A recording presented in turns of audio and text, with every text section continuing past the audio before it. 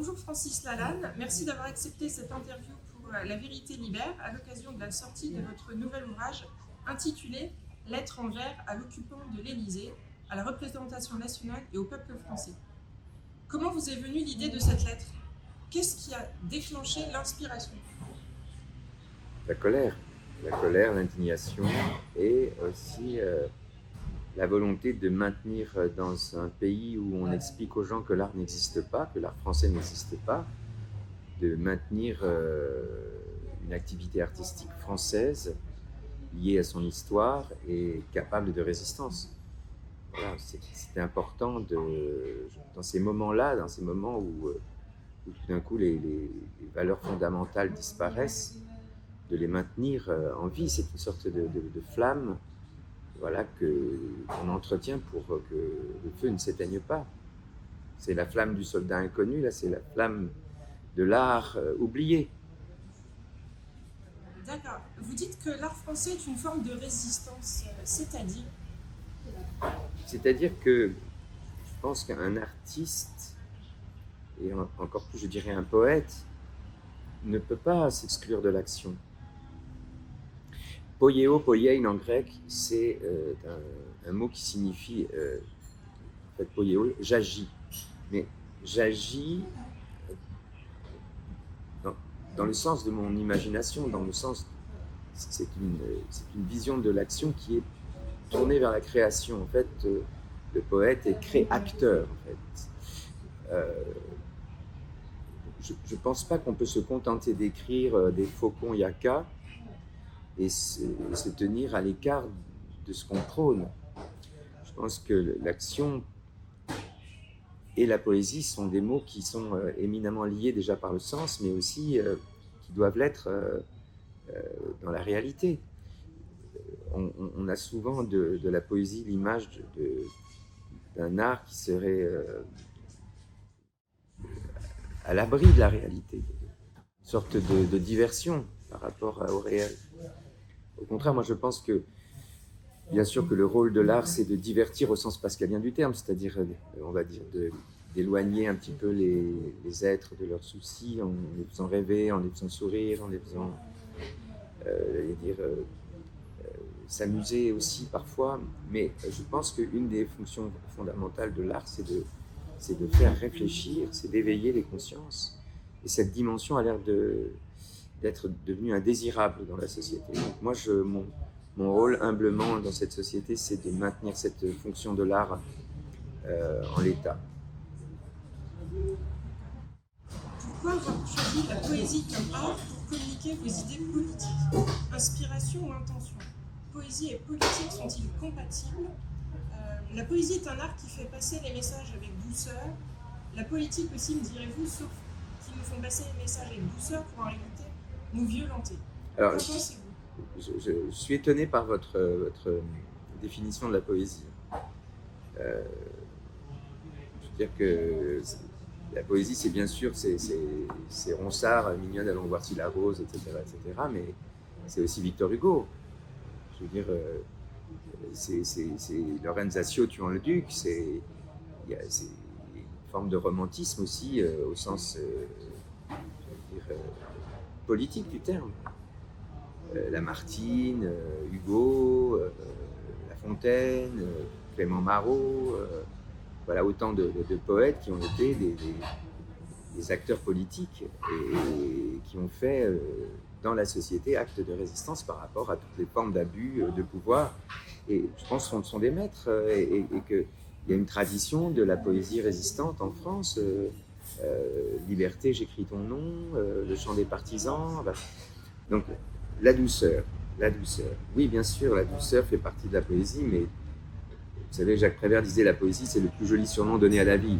Il n'y a pas que la douceur qui fait partie de la poésie. L'indignation, la colère, la violence, tout ça fait partie de la poésie. La poésie, c'est, disait Georges Sand, de la synthèse. C'est une façon de faire résonner la raison. Et quand je dis résonner la raison, j'écris résonner avec E accent aigu. Raison, R-A-I, en fait. La poésie, c'est tout d'un coup la raison qui résonne avec un accent aigu. C'est le chant qui porte la pensée. Et le fait que le chant porte la pensée, alors, vous appelez ça de la douceur. Moi, je pense que ça n'édulcore pas le discours en aucune manière, mais ça le rend, j'allais dire, moins grossier, comment dire, moins abrupt. C'est-à-dire que ça ouvre des champs dans l'indignation qui ne sont pas que des champs liés à la pensée, mais aussi à ce qu'on pourrait appeler l'âme, ce qu'on appelle le cœur, de manière tout à fait métaphorique. L'émotion, en fait. Dans l'action, et aussi dans l'action politique, il y a une part d'émotion qui finalement est très souvent vouée à une forme de frustration parce que on a présenté aux gens l'action politique comme étant quelque chose qui doit s'exprimer en dehors de l'émotion. Mais je ne suis pas d'accord.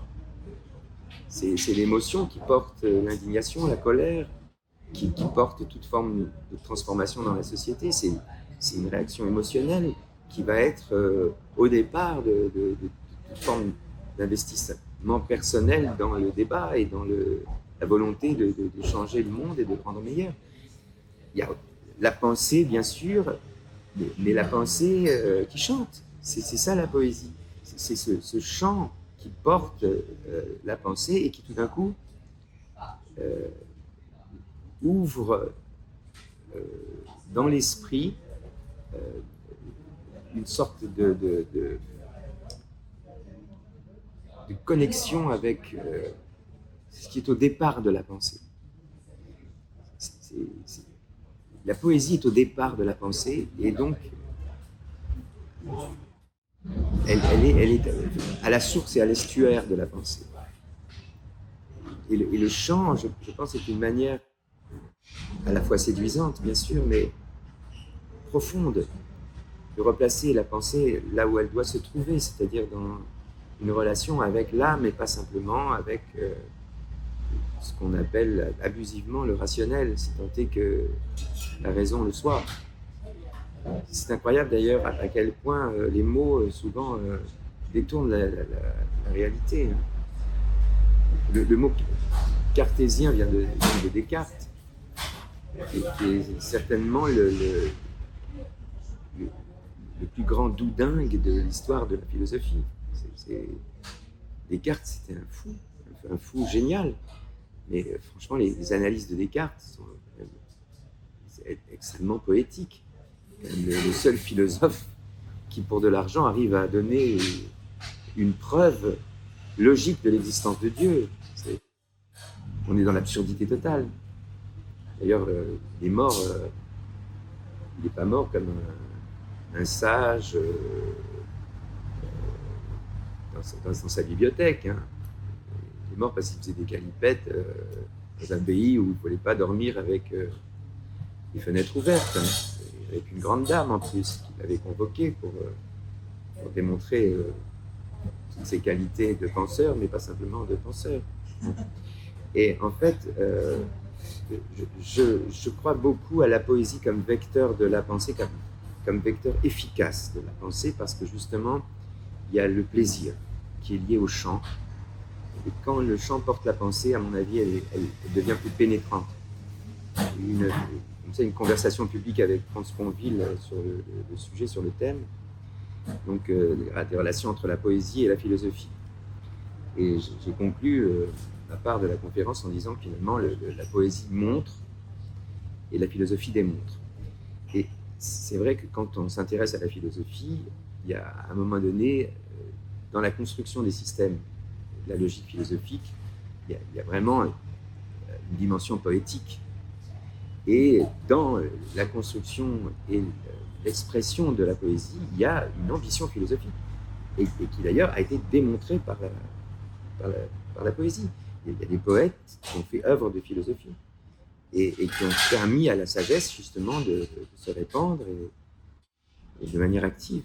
Donc je pense que les deux sont liés, mais que le langage poétique est un langage plus accessible parce qu'il est porté par le chant. Voilà. Donc justement, j'allais vous demander quel effet souhaitez-vous créer à travers cet ouvrage. L'effet que vous voulez créer à travers la poésie, c'est de plus toucher les gens de manière émotionnelle. Je pense que ce que je dis dans cet ouvrage, même si ce que je dis n'est pas conforme à la version officielle, hein,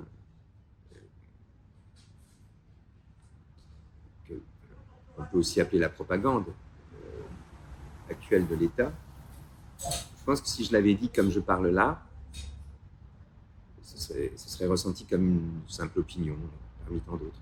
À partir du moment où je fais œuvre d'art en exprimant ces idées, je pense que ça les inscrit dans une relation avec le public qui est pérenne et qui est même porteuse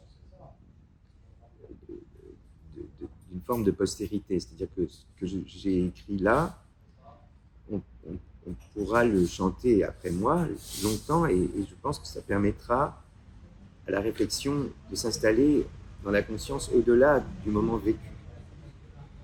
Et quand on se repenche sur les textes extrêmement écrits, hein, et les textes poétiques sont des textes extrêmement écrits et travaillés, ça traverse le temps. Jean Cocteau qui disait « la mode, c'est ce qui se démode ». J'ai jamais souhaité être à la mode parce que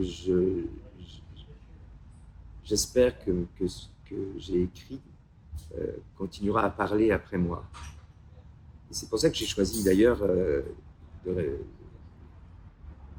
suivre les règles classiques de la poésie classique quand j'écris. Bien sûr, j'actualise parce qu'un poète doit vivre avec son temps, mais je suis un poète classique. En fait, je ne suis pas un poète qui veut faire œuvre de modernité. Parce que je ne souhaite pas m'emprisonner dans le temps. C'est beau.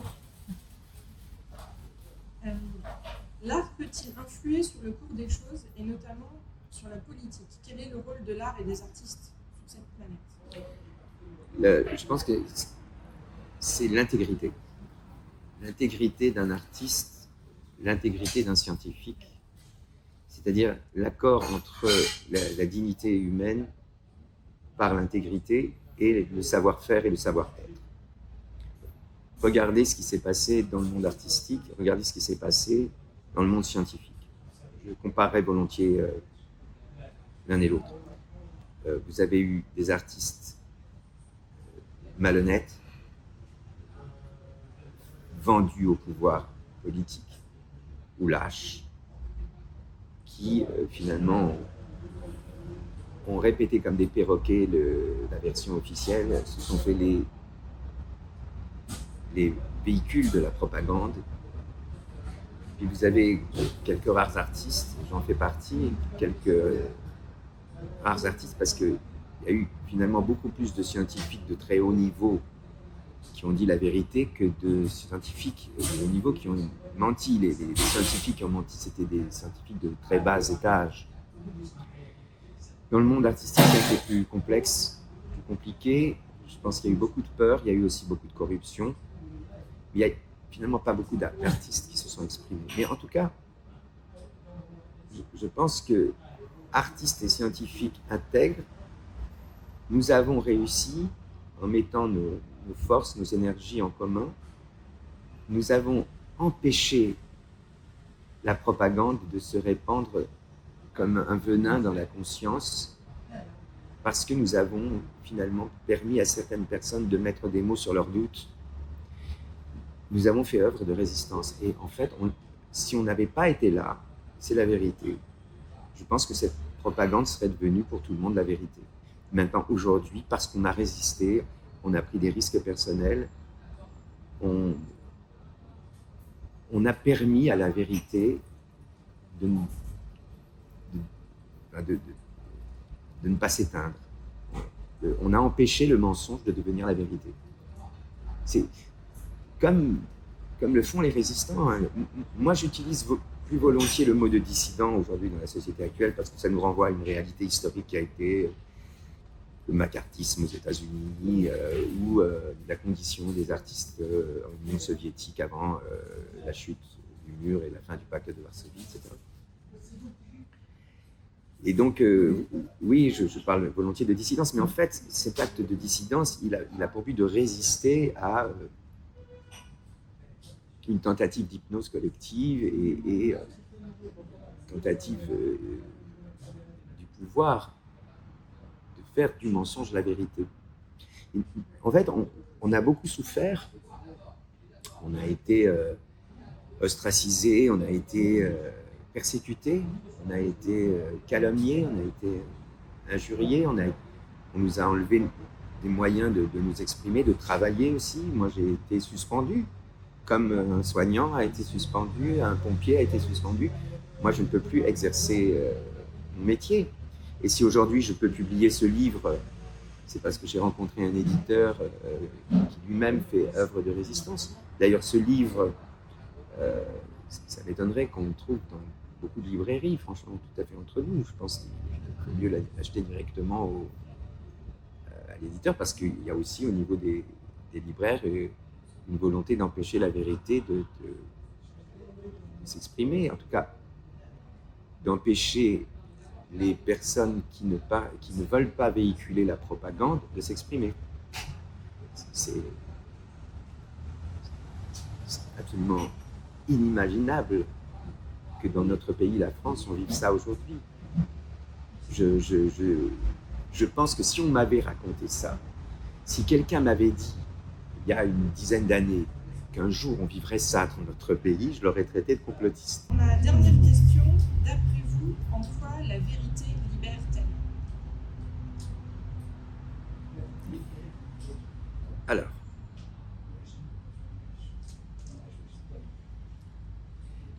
la vérité, c'est un concept qui mérite d'être manipulé avec beaucoup de précaution. Qu'est-ce que la vérité? Dit Ponce Pilate à Jésus-Christ. Et notre Seigneur Jésus-Christ ne lui répond pas. En revanche, le mensonge, on sait ce que c'est. Oui. Si moi je vous dis que ça c'est bleu et que ça c'est vert,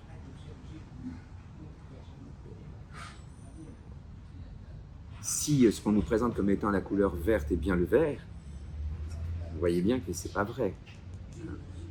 Donc, je pense que par rapport à ce que j'appelle moi la vérité simple, c'est-à-dire est-ce que monsieur untel a vraiment frappé madame untel? Ou est-ce que monsieur untel a vraiment dépensé plus d'argent qu'il n'avait sur son compte, etc. Oui, on sait ce que c'est que le mensonge. C'est vérifiable. Donc c'est ça que je demande aux gens, c'est de vérifier si ce qu'on leur a dit correspond à la vérité. Après,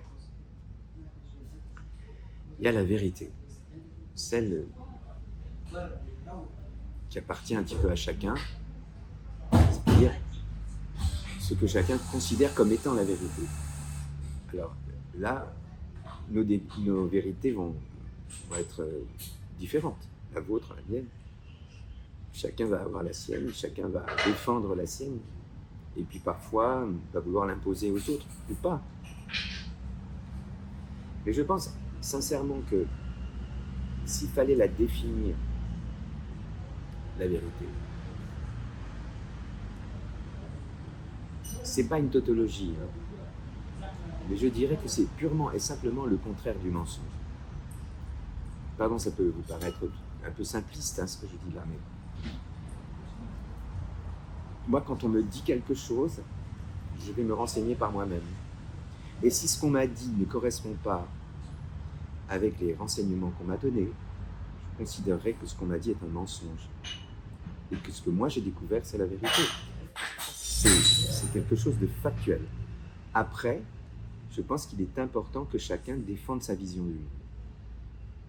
Et la vision du monde que quelqu'un a, c'est sa vérité. Et là, la vérité devient plurielle, et là, elle devient, à mon avis, très intéressante. Parce que de la discussion jaillissant la lumière, on va trouver ce médiocritaire latin, ce juste milieu. Juste milieu.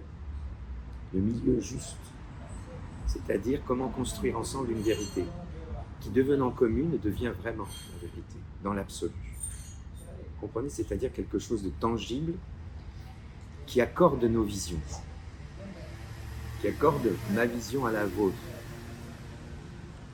C'est ça qu'on ne cherche pas, puisque chacun cherche à imposer sa vérité à l'autre. Le plus fort, finalement, va finir par imposer la sienne, comme le fait le pouvoir en ce moment. Et même l'imposer, même si elle répand quelque chose qui n'est pas réel, qui n'est pas vrai, qui n'est pas vérifiable. Quelque chose qui, lorsqu'on va vérifier, va s'avérer ne pas être vrai. Maintenant, pour terminer et répondre à la deuxième partie de votre question, qui n'était pas qu'est-ce que la vérité, mais est-ce qu'elle libère? À partir du moment où vous n'êtes plus prisonnier d'une vérité qu'on vous impose, vous êtes un homme libre. J'aurais pu commencer d'ailleurs à répondre à ça. Merci, très belle conclusion. Et peut-être qu'on peut rappeler à nos auditeurs pourquoi nous sommes là. Donc c'est pour la sortie de votre ouvrage, voilà, Lettres en vers à l'occupant de l'Élysée, à la représentation nationale et au peuple français, aux éditions Talma. Voilà, nous mettrons le lien dans la description. Merci beaucoup, Francis. Merci à vous.